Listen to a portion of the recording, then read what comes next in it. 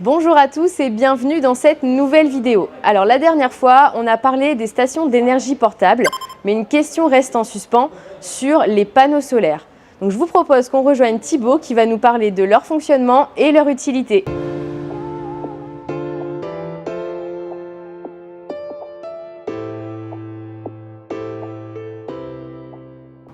Salut Thibaut. Salut Marie. Alors est-ce que tu peux nous en dire un petit peu plus sur les panneaux solaires s'il te plaît? Bien sûr.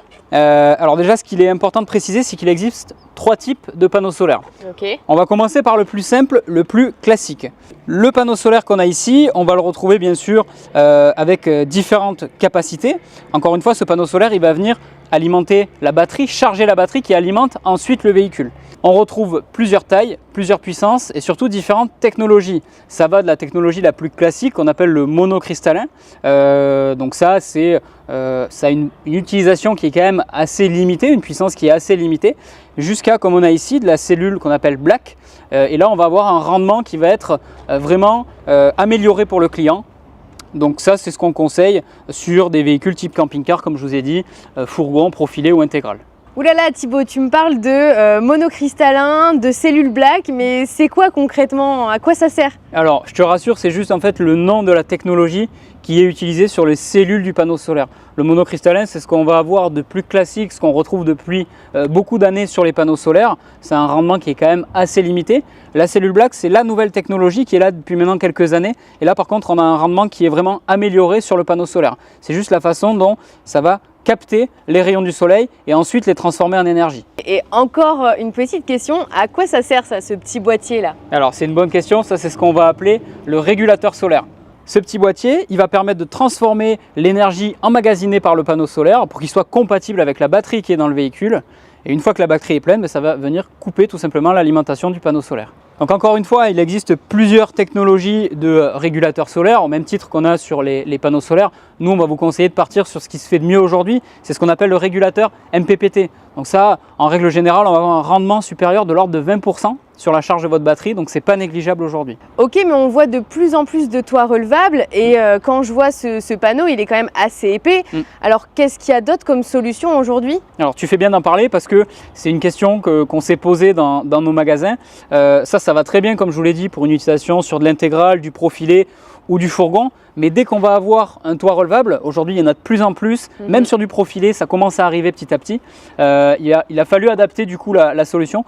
Ce que je te propose, c'est, on en a un juste ici sur un véhicule en exposition, c'est qu'on aille voir de plus près ce que ça donne. Ok.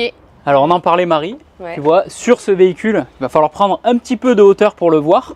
On va retrouver ce qu'on appelle un panneau solaire souple. Donc là on est sur un modèle avec un toit relevable. Pour rentrer un petit peu dans le détail, le panneau solaire souple, ça va être exactement comme le premier panneau solaire qu'on a présenté. C'est-à-dire qu'il y a plusieurs tailles et il y a plusieurs puissances qui s'adaptent encore une fois aux besoins du client. La grosse différence sur ce panneau solaire par rapport au premier qu'on a pu voir, on n'a pas de patte de fixation. On a un panneau solaire qui va être beaucoup plus souple, qui va pouvoir s'adapter directement à la forme du toit relevable et le technicien va devoir tout simplement le coller directement sur le toit du véhicule. Donc tu l'auras compris, c'est vraiment l'idéal et aujourd'hui la contrainte des clients qui ont un toit relevable, c'est de faire moins de 2 mètres et c'est la seule solution qui existe aujourd'hui sur le marché pour ne pas rajouter de la hauteur au véhicule. Ok, merci Thibaut, mais justement on avait parlé des stations d'énergie portable et donc des panneaux solaires qui sont adaptés. Est-ce que tu peux nous en dire un petit peu plus? Bien sûr, alors là ce que je te propose, on va retourner dans le magasin. Alors comme je te disais à l'extérieur Marie, on a des clients qui font le choix de tout simplement d'avoir une batterie portable, une power station comme on a ici et qu'on a présenté dans une autre vidéo. Pour ces clients-là, il existe aussi une technologie pour venir recharger la batterie. Donc c'est tout simplement un panneau solaire pliant, comme on a juste là. Donc comme tu as pu le voir, c'est pliant, ça peut se ranger facilement dans la soute du véhicule. Et il suffit, lorsqu'on a besoin de charger sa batterie, de le déplier comme on a ici. Et ça vient via un câblage alimenter la batterie portable. Et donc il y a un panneau solaire pour chaque power station? Oui, alors il faut être vigilant parce qu'il y a une notion de compatibilité en fonction de l'appareil, de la batterie que vous avez. Donc tous les panneaux solaires portables ne vont pas s'adapter sur une seule batterie. Donc là il faut faire attention et là pareil, encore une fois, on va retrouver différentes puissances sur les panneaux solaires portables comme on a ici. Et donc les points forts d'un panneau solaire comme ça, pliant? Alors le fait qu'il soit pliant, ça en est un déjà par le côté compact du produit. Un avantage aussi, les clients n'y pensent pas souvent, mais on a la possibilité de l'adapter en fonction de là où se trouve le soleil. C'est vrai que sur son véhicule de loisir, le panneau solaire, le véhicule il est en place, il est stationné. Ouais. Là, ce panneau solaire, on va pouvoir le bouger en fonction de l'inclinaison du soleil. Dans tous les cas, nous vous invitons à vous rendre dans les magasins Idylcar Accessoires pour choisir le modèle qui correspond le mieux à vos besoins. C'est la fin de cette vidéo, merci à vous de l'avoir regardée. Si ça vous a plu, n'hésitez pas à nous laisser un like et un commentaire, on se fera un plaisir d'y répondre. Moi je vous dis à dans 2 semaines pour une prochaine vidéo.